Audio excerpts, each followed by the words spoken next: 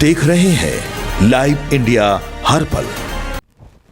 नमस्कार, live India में आपका स्वागत है। मैं रणजीत सम्राट। एनसीपी के वर्किंग प्रेसिडेंट प्रफुल्ल पटेल के बयान पर शिवसेना यूपीटी सांसद संजय राउत ने कहा है, कोई किसी को टारगेट नहीं कर रहा है। लोगों के मन में बहुत शक है और आशंका है। जिस तरह से अजित पवार की निधन हुई, लोग उसे एक्सीडेंट कहने को तैयार नहीं है। टारगेट विपक्ष नहीं कर रहा है, टारगेट वह परिवार कर रहा है जिसके सदस्य की इस एक्सीडेंट में निधन हुई है। उस पार्टी के सदस्य आपको टारगेट कर रहे हैं, आपके विधायक आपको टारगेट कर रहे हैं, आपको उनसे पूछना चाहिए। क्या कोई किसी को टारगेट नहीं कर। लोगों के मन में आशंकाएं है, शंकाएं बहुत कुछ है। जिस तरह से अजित पवार का मृत्यु और या एक्सीडेंट हुआ है, लोग एक्सीडेंट मानने को तैयार नहीं। महाराष्ट्र की जनता, देश की जनता, और टारगेट अपोजिशन नहीं कर रहे भैया। जिस परिवार का सदस्य इस हादसे में खो गया है या उनकी मौत हुई है, उस परिवार के लोग कर रहे हैं। आपके पार्टी के लोग आपको टारगेट कर रहे हैं, आपके विधायक आपको टारगेट कर रहे हैं, छगन भुजबल कर रहे हैं, हसन मुशर्रफ कर रहे हैं। आप उनसे पूछिए, आप ये रोना धोना बंद कर दीजिए। AIMIM बिहार अध्यक्ष अख्तरुल हमान ने वंदे मातरम विवाद पर कहा है कि हमारी भारतीय धर्मनिरपेक्षता अपने धर्म को मानना और दूसरों के धर्म का सम्मान करना बताता है। संविधान का आर्टिकल 25 सभी को अपने धर्म, संस्कृति और रीति रिवाजों को मानने की आज़ादी देता है। क्या हमारे पूर्वज गांधी जी, जवाहरलाल नेहरू, सरदार पटेल, मौलाना आज़ाद राष्ट्रवादी नहीं थे, जिन्होंने 50 साल तक अपने कार्यालय पर तिरंगा नहीं फहराया? वे देशभक्त बन गए। असली मुद्दा यह है कि ये लोग उन्मादी हैं, वे उन्माद की राजनीति करते हैं। बंकिम चंद्र चटर्जी का आनंद मठ बंगाल से है और बंगाल में अभी चुनाव होने वाले हैं, इसलिए तनाव पैदा किया जा रहा है। मामला ये है कि सेकुलर इंडिया है। हमारा जो भारतीय सेकुलरिज्म है, अपने धर्म का पालन कीजिए और दूसरे के धर्म का आदर कीजिए। और आर्टिकल 25 ऑफ कॉन्स्टिट्यूशन इस बात का फ्रीडम देता है सबको कि वो अपने धर्म, अपने कल्चर, अपने जबान, अपने रीति रिवाज पर वो पाबंद रहे। इसको 1937 में ही टैगोर साहब और कांग्रेस की मीटिंग में इसको दिया गया कि साहब ये जरा सा कुछ लोगों को इससे तकलीफ होती है तो इसको हटा दिया जाए। तो हमारे पूर्वज गांधी जी, नेहरू जी, सरदार पटेल, मौलाना आजाद, ये लोग क्या बेवकूफ थे? ये लोग क्या राष्ट्रवादी नहीं थे? जिन लोगों ने जेल की सलाखों में जाकर, डंडे खाकर, गोलियां खाकर जिसने देश को आजाद किया, वो अक्लमंद नहीं थे? जिन लोगों ने 50 वर्षों तक अपने ऑफिस में झंडे नहीं लड़ाए, तिरंगा नहीं लड़ाए, वो लोग बड़े देशभक्त हो गए हैं। असल मामला ये है कि उन्मादी लोग हैं, ये लोग उन्माद की राजनीति करते हैं। जिन चीजों से समाज टूटे वो बातें लाते हैं। चूंकि बंकिम चंद्र चटर्जी का जो आनंद मठ का मामला था वो बंगाल से है और बंगाल में इसमें इलेक्शन लड़ना है, तो बंगाल में इलेक्शन लड़ना है, सरहद पे तनाव है, लगता है देश में चुनाव है। कभी कभी तो तनाव पैदा किए जाते हैं ना। ये तनाव पैदा करने वाला है। कोर्ट के फैसले, कई बार कोर्ट के फैसले इसके खिलाफ में आए हैं। यकीनन है कि हमारे मुस्लिम संगठन और हमारे इंटेलेक्चुअल्स को देख रहे हैं। ये धर्म विरुद्ध है, ये समाज को तोड़ने वाला है। देश को एकजुट करने के लिए, राष्ट्रवाद की भावना को मजबूत करने के लिए सबका आदर, सबका सम्मान करना पड़ेगा। ये भाजपा देश को तोड़ना चाह रही है, ये कभी नहीं होने दिया। चलिए आगे बढ़ेंगे। शिवसेना नेता शाइना एनसी ने कहा है कि मालेगांव की डिप्टी मेयर ने हिंदुओं से नफरत करने वाले और हिंदुओं पर जुल्म में शामिल टीपू सुल्तान की फोटो लगाई है। उन्होंने कभी छत्रपति शिवाजी महाराज, महात्मा गांधी और बाबा साहेब अम्बेडकर की तस्वीरें नहीं लगाई। उन्होंने कहा कि ये हमारे सभी असली हीरो हैं, उन्हें पूरे देश से माफ़ी मांगनी चाहिए। इन्हें संविधान के प्रति आदर और सम्मान नहीं है।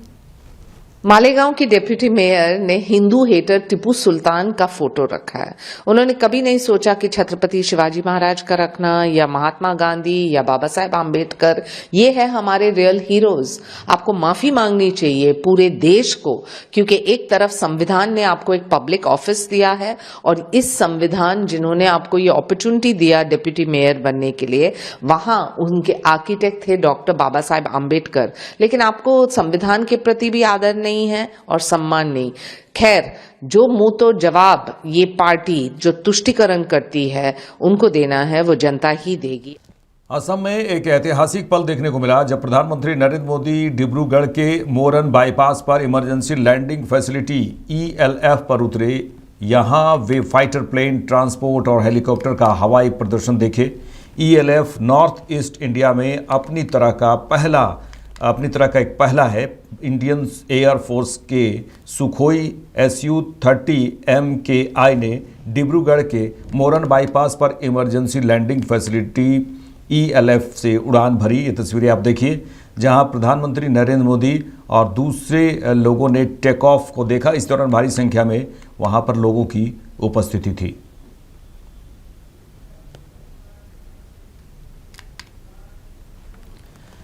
पूर्णिया से निर्दलीय सांसद पप्पू यादव ने कहा है कि यही एसपी साजिश में शामिल थे। पूर्णिया में लॉरेंस की घटना में उन्होंने कहा कि मेरी इज्जत के साथ खिलवाड़ किया गया है। जिस तरह से भानु प्रताप सिंह ने पीठ दिखाई और जो क्रिमिनल यहां आया, दीपक कुमार, सबकी कमर में पिस्टल थी, सब सिविल कपड़ों में थे, इसलिए मुझे मारने की साजिश रची गई। पीएमसीएच के सुपरिटेंडेंट से पूछिए कि उन्होंने मुझे बिना इलाज के कहां रखा। मुझे 24 घंटों में पानी की बोतल नहीं मिली, ना ही खाना मिला। मैंने पहले ही कोर्ट को लिख दिया, मैं लोकायुक्त के पास भी जाऊंगा और UN को भी लिख दिया है।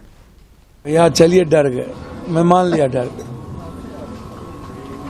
आप मान लीजिए कि हम डर गए, लेकिन मैं आपको इतना बता दूं, साजिश में यही एसपी थे पूर्णिया में। लॉरेंस वाले में हम पर इन्होंने गलत मेरे सम्मान के साथ खिलवाड़ किया, हम प्रिविलेज किए थे। भानु प्रताप सिंह जिस तरीके से मुड़ी मार के पुलिस मैनुअल के खिलाफ एकदम मुट्ठी बांधे हुए थे, यहाँ तक समटे हुए, और जो क्रिमिनल जिसके साथ यहाँ आया था दीपक कुमार, सबके कमर में पिस्टल था, सब सिविल में था, तो हमको तो मरवाने की साजिश की। आपने ये भी कहा कि हॉस्पिटल में भी, जेल में भी मुझे आप जाके साजिश रची जा रही है। आप देख लीजिए ना, पीएमसीएच से सुप्रीटेंडेंट से पूछिए कि बिना इलाज के और आप कहाँ रखे पप्पू यादव को। और एक बोतल पानी हमको 24 घंटे में नहीं मिला, एक बोतल, हम पानी नहीं पी पाए, खाना नहीं मिला। तो आप देखिएगा, क्या लगता है? हम कोर्ट को लिख के दे चुके हैं पप्पू जी, और प्रिविलेज में करेंगे, हम लोकायुक्त में भी जाएंगे।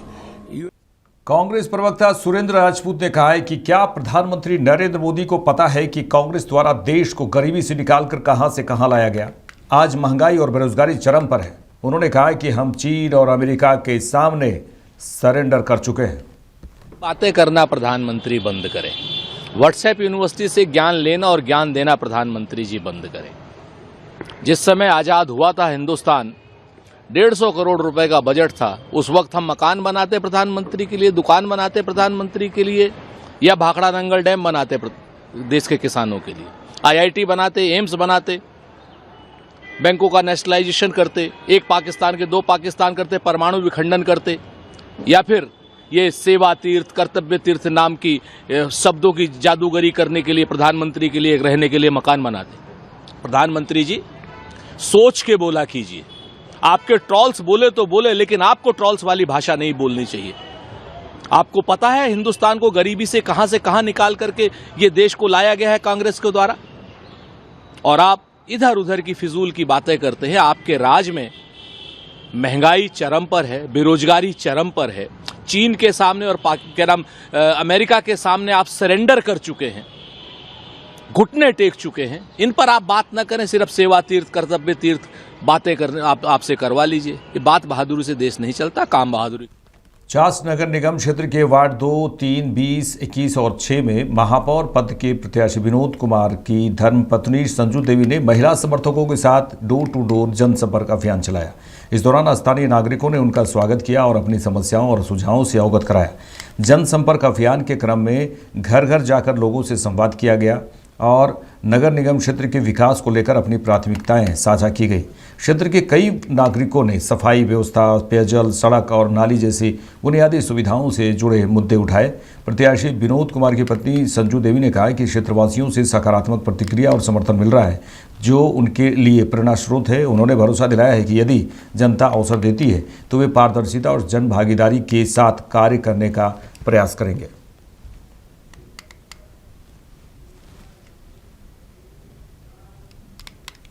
चलिए आगे बढ़ेंगे, चास की ही बात कर लें। चास की प्रमुख समस्याओं को प्रखर अंदाज में जनता के बीच रखते हुए चास की मेयर प्रत्याशी निधि कुमारी ने लोगों से वादा करते हुए कहा कि एक बार मौका दीजिए, चास में किसी भी तरह की परेशानी नहीं होने देंगे, हर समस्या को खत्म करके रखेंगे।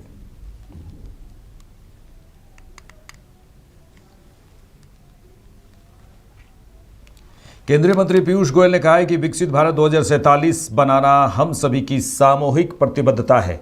उन्होंने सभी से आह्वान किया कि हमें गुलामी की मानसिकता से मुक्त होना है और सभी को देश सर्वोपरि की भावना से अपने अपने कर्तव्यों का पालन करना है। वित्त मंत्री ने जो बजट पेश किया वह विकसित भारत को नए पंख देने को दर्शाता है। यह भारत को, उन्होंने कहा है कि यह भारत को आत्मनिर्भर बनाएगा। भारत 2047 तक बनाने का हम सबका सामूहिक प्रतिबद्धता है, उसको फिर एक बार उजागर करता है। कल ही सेवा तीर्थ के उद्घाटन के अवसर पर माननीय प्रधानमंत्री श्री नरेंद्र मोदी जी ने नागरिक देवो भव,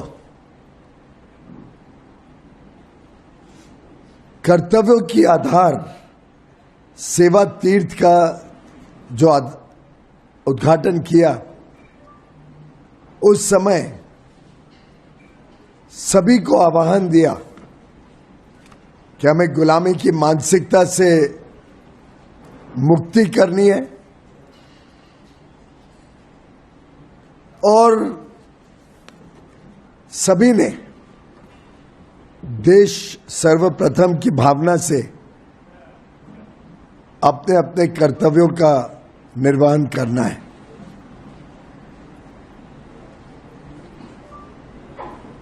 प्रधानमंत्री जी ने एक वाक्य कहा था, कर्तव्य समता है, कर्तव्य ममता है, कर्तव्य सार्वभौमिक है, कर्तव्य सर्वस्पर्शी है। और ये मैं इसलिए कह रहा हूं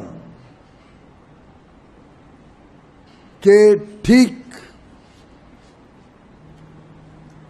बजट को भी अगर आकलन करना है तो 3 ठोस कर्तव्य जो भारत को भविष्य के लिए तैयार करें, वह इस बजट 2026 का सोच दर्शाता है। माननीय निर्मला सीतारमण वित्त मंत्री जी ने जो बजट पेश किया, वो विकसित भारत को नए पंख देने के लिए जो मार्ग प्रशस्त किया है, उसको दर्शाता है। जो 3 प्रमुख विषय इस बजट में देखने को मिलते हैं, एक आर्थिक प्रगति, इकोनॉमिक ग्रोथ, इकोनॉमिक डेवलपमेंट, कैसे देश को मजबूत बनाना, आत्मनिर्भर बनाना,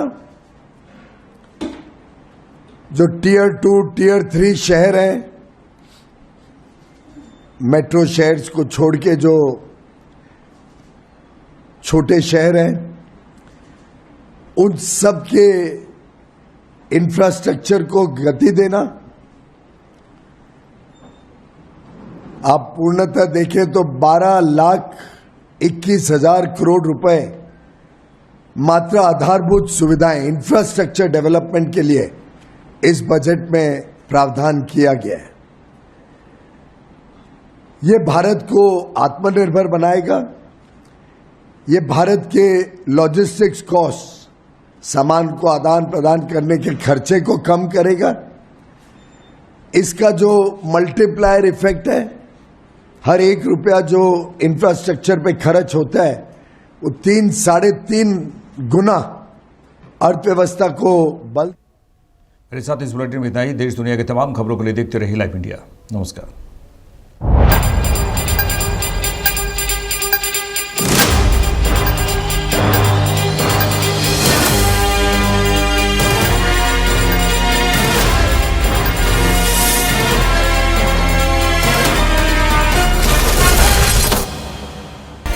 आप देख रहे हैं लाइव इंडिया हर पल।